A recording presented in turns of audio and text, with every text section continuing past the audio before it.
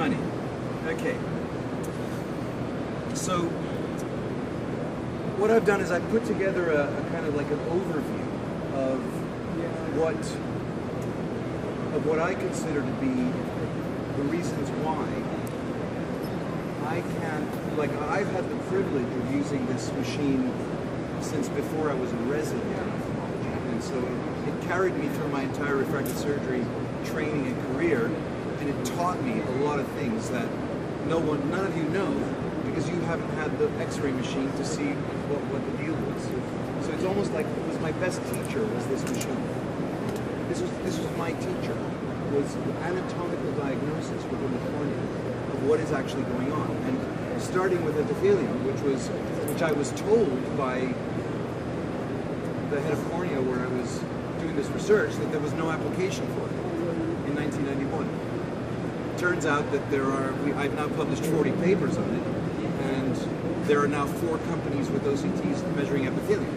So it turns out that there was applications for epithelium, and in fact there are serious applications for epithelium. So my relationship, of course, goes all the way back to Cornell, Jack Coleman, who's right there, who's my greatest mentor ever. But he reluctantly gave me a salary to work on something that had no potential benefit at the time. And here I am down here with Ron Silverman, who was my immediate go-to person for programming and ultrasonics and all this, while we were trying to develop a way of scanning the cornea and measuring the individual layers of the cornea, and of course therefore also the anterior segment behind the iris, and trying to relate anatomy to surgery, which is what surgery is about, right? Going from there all the way to here is, for Jack, myself, Ron Silverman, and the whole team from Cornell and Columbia, is a bit of a great dream for us, because this machine is now engineered, I could almost say over-engineered, but it's engineered to an extent which it's probably one of the most sophisticated 6 degree of freedom scanners of any kind in the world. Like, more than an MRI scanner can't do the scan patterns that this scanner can. This scanner can go and do any shape, spiral, sinusoidal, whatever shape you want it to do, to describe, it can be programmed to do that. And ultrasound, of course, has quite a good penetration for the anterior chamber and anterior segment. So being able to follow the contours of particular structures in the eye means that we can get very high resolution imaging from practically anything we want if we program it to get that. So, and this is now, CE marked and FDA approved, so I believe it's for sale.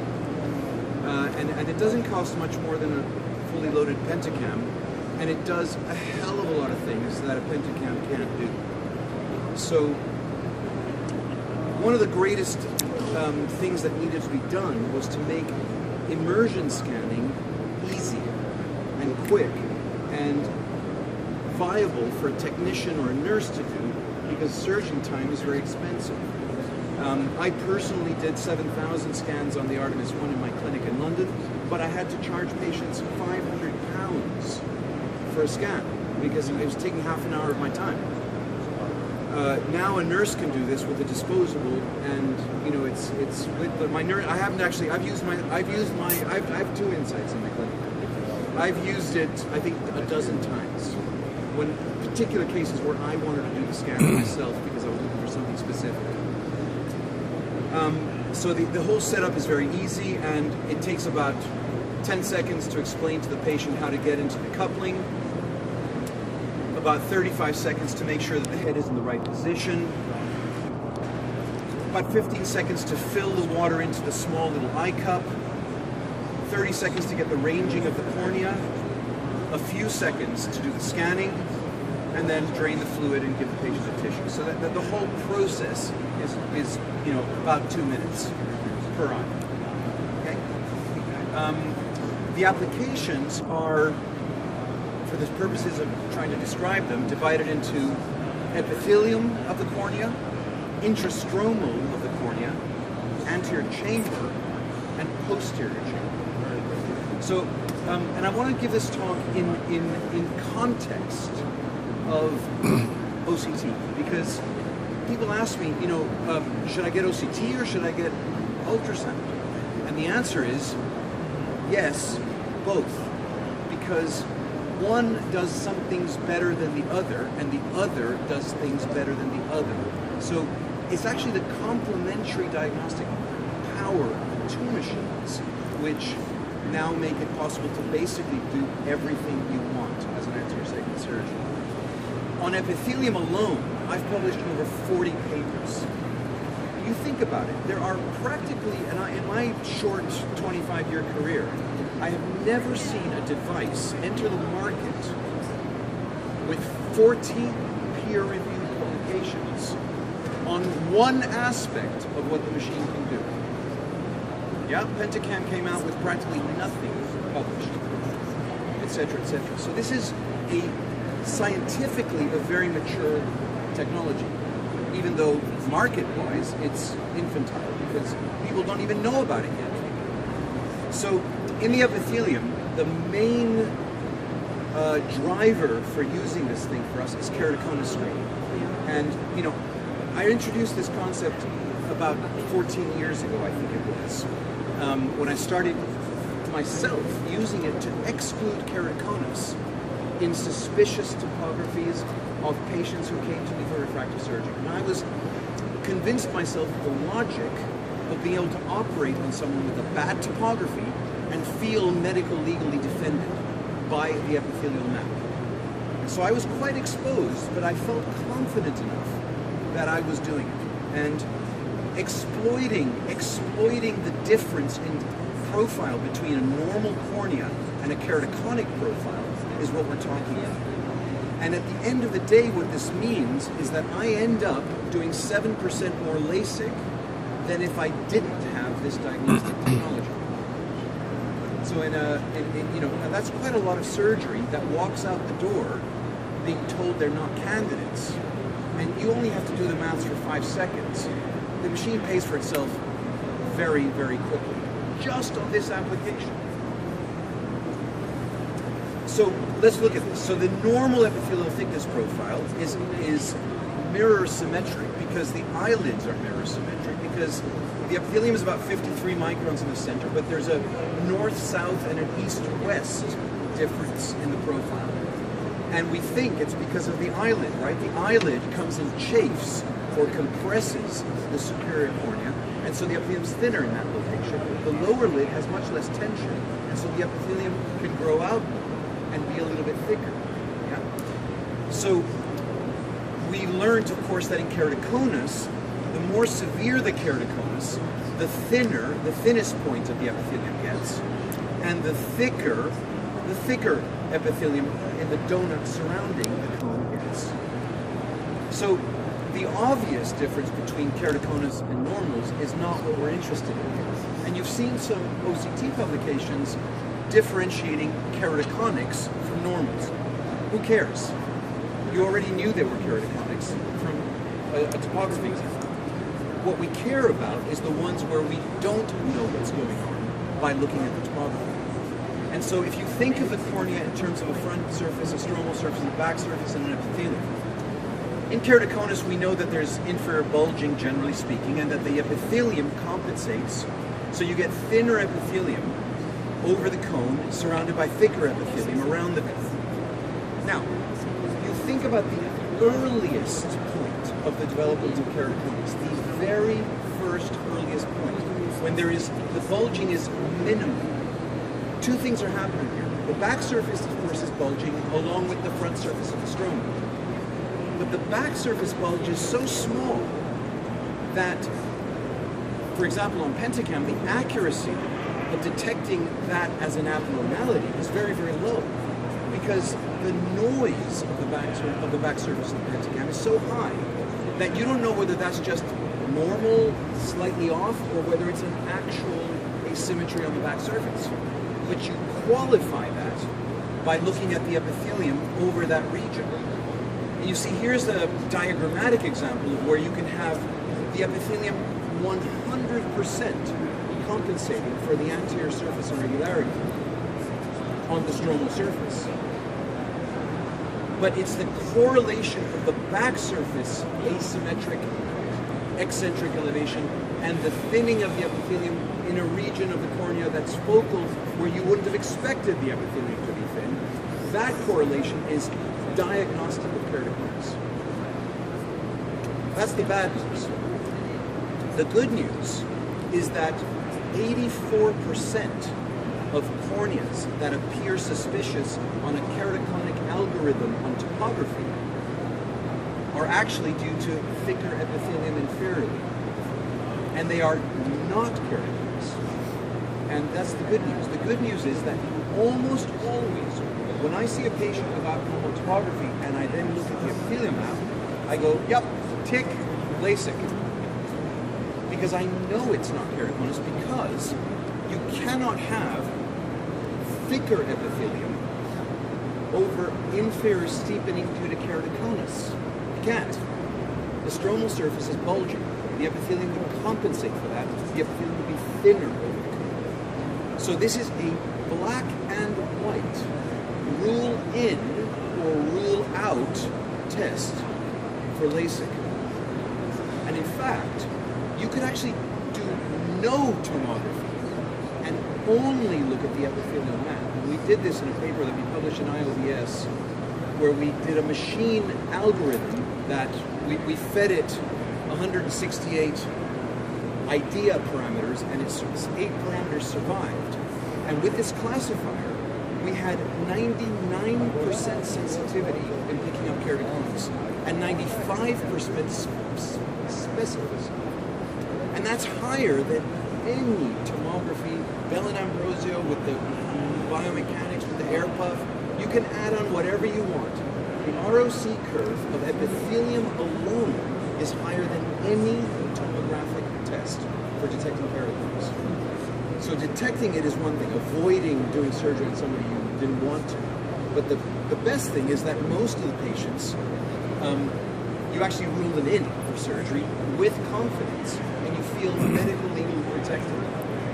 So here's an example where it's not exactly a borderline case, but if you look at how the Pathfinder classifies it as normal, and you look at the Bell and Ambrosio where it's yellow, and it's not exactly focal elevation.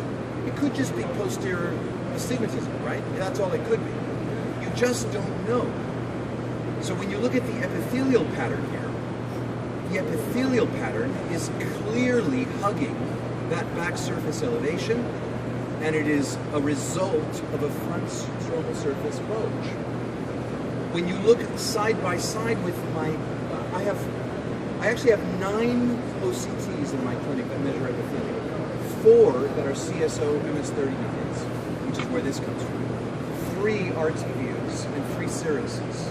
I really like epithelial measurements, okay?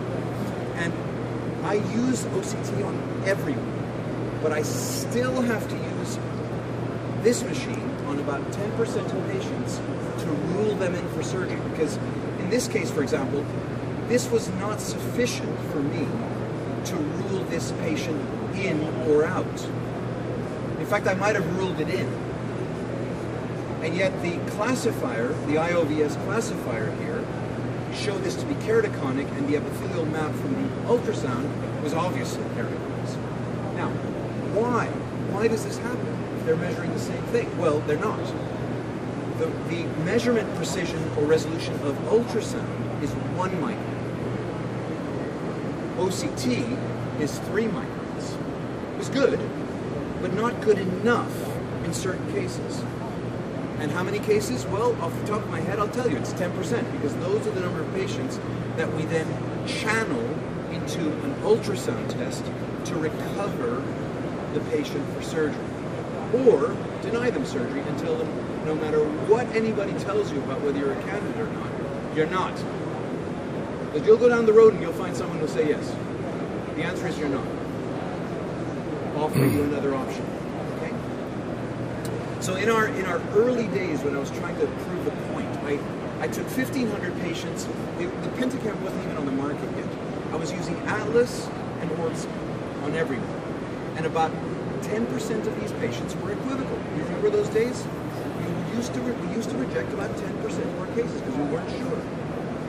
And so those patients underwent an Artemis exam, which I did personally, and 16% of them were actually keratoconic, and 84% of them were ruled in for surgery and received LASIK. And we have the 1-year follow-up with matched controls with full vector analysis at each time point between groups and across groups showing no ectasia. And this was doing microkeraton LASIK on people who had weird topography. So it was balls on the table, bet that we were doing at that time. And of course 7%. So, okay, so what else do we use epithelium for? Well, everyone talks about how hyperopic LASIK is so bad. No, it's not. If you have epithelial mapping, hyperopic LASIK is really good. And if you have a modern excimer laser, like a Wavelight or a Schwind or a Mill, and you treat in a 7mm zone, you can easily treat up to +6. Same pulse as if you're treating -6, no problem. What you're doing is you're not monitoring the Ks anymore. That's a proxy. What you actually want to be monitoring is the minimum epithelial thickness, because that is what causes apical syndrome post-LASIK, not the Ks. The Ks is a proxy for the epithelium becoming thinner over the part that's steep. When you make direct measurements, you can find that there are cases post-op where the epithelium, the Ks are like 42, but the epithelium is already 26 microns. It's already near breakpoint. Breakpoint is around 23, 21 microns in a keratoconic. That's when the epithelium breaks down, when it goes down to 21. Whereas here, you can have a cornea that's 50 K, but the epithelium in the minimum is still 44 microns. That cornea can receive an enhancement. The flat one can't. You see why you get all anxious about hyperopic LASIK, because you do something that seems logical and you end up in a corner. Well, it's because you were measuring the wrong thing. It's epithelium that has to be monitored in hyperopic LASIK, not the Ks. And here's our paper with 2-year follow-up, +4 to +7. We had 0.4% loss of 2 lines by using epithelial monitoring as the metric of how much and how we could treat. It's a totally different ballgame. So our clear lens exchange rate for hyperos is nearly 0, because it's, unless they're, really +7 or whatever. But we treat on the cornea. We treat 58-year-olds, 62-year-olds on the cornea, because we have the actual way of monitoring how to do it. Of course, when you have a complication of refractive surgery, where you have RK that looks kind of normal, but the epithelium is totally weird, or you have a cornea that's had multiple procedures, but the epithelium is totally weird, or you have a short flap that has highly irregular epithelium, this is critical to know before you try and fix it, because you cannot approach a cornea that has irregular epithelium with a topography-guided treatment. You can't, because the topography looks at the surface, and the stromal surface is under this irregular epithelium. And in fact, you can make a cornea worse with a topography-guided treatment if you treat the wrong cornea. So for us, the portal of entry into a topography-guided treatment is an epithelial map to determine whether the epithelium is regular enough that it is not masking excessive stromal surface irregularity, so that the topography is representative of the error that we want to fix, and not removing tissue for no reason whatsoever. So it's important in therapeutics. Okay, let's go inside the cornea now. And here's one of my earliest scans from Cornell, showing, just how incredibly beautiful the interface shows up in LASIK years later. And this is a paper where we show that the measurement localization precision of hyperopic zone is 0.87 microns. It's better than OCT. How can that be? OCT is angstroms in wavelength, and ultrasound is 20 microns in wavelength. Well, the answer is you're not measuring according to the wavelength. You're measuring according to the peak of the energy of the echo. So that had a peak And that peak it hurt, right? It was super sharp. It hit you like that. We're measuring from a peak to a peak, not from somewhere inside this white line with a cursor. So that's why ultrasound is so accurate, because you're looking at an energy plot over time. And the time scale is incredibly fine. That's why ultrasound is better than OCT. So here's an example, 10 years post-op. Here's a cornea where the interface lights up like a Christmas tree. This is anatomically correct. This is stretched out. You'll never see that in OCT. You can never map a flap or map a residual stromal bed with OCT. You can get individual point measurements where there was a bit of dust under the flap or a fiber or something. But you're not going to see the interface because the cornea is transparent. That's how God made it. That's why OCT doesn't image it. The refractive index change across the interface is insignificant, whereas ultrasound is looking at physical discontinuities. There is a physical discontinuity within the stromal layer, and that causes an echo, which is what you're detecting with ultrasound. Okay? So we're able to map a flap made 10 years before, and it's not just a flap, we're able to map the bed. And mapping the bed helps you know whether you will do an enhancement based on where the thinnest point is, especially in topography-guided treatments, where, for example, here's a decentration I want to fix by removing more tissue from here, and that's the maximum ablation point, and I can measure it from there. Rather than saying I'm taking 80 microns from the thinnest point, which is 304, well, the thinnest point is here. I'm taking 80 microns from 400 microns, which is fine. So in other words, a topographic pachymetry of the residual bed is what you need to do repair work if you want to do it conveniently under a flap. Here's an example of a cornea of a patient that came to me after he had had a wavefront-guided enhancement for his night vision problems. And the surgeon lifted his pancetone flap, which was 260 microns thick, left him with 180 under the bed. That's because this was before anybody could measure these things, because there was only one ultrasound in the world, and that was in my clinic. And people were doing this all over the place. They didn't know that the flap was that thick. And so there was blind surgery. Okay, here's a smile example, how beautiful the interface shows up. Here it is from one end to the other. Here's the little step, the minimum thickness. Yeah, and the epithelial profile. And we can use it to plan a LASIK flap in order to avoid crossing the epithelium or the interface. It's all measure once, cut once, rather than guess. And the standard deviation of the femtosecond laser is known, so you know where to place that flap between the two interfaces.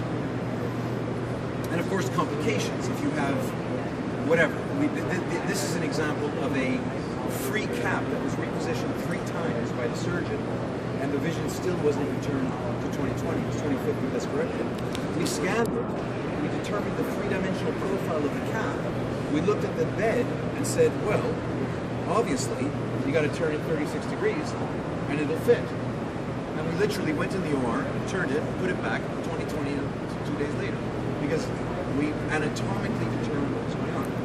You have horrible situations with ingrowth and melting and scarring, whatever, but having anatomical diagnosis is what helps you treat complications. Being able to determine the thickness of a scar and how much epithelium over it in an apical subject, for example, it helps you preserve tissue. It helps you plan your transepidermal decay. Okay, let's get to the anterior chamber. We're getting deep here. And obviously, OCTs do this extremely well. And I use my OCT left, right, and center for all kinds of anterior chamber metrics. That's fine. But what I can't do with OCT is find Schlemm's canal. I can't do tissue characterization. This isn't commercialized, but these are going to be advanced, if you like, non-invasive histological sectioning of tissue based on backscatter of ultrasound. And I can't get in the posterior chamber. Now, the posterior chamber is where this thing also gets super exciting.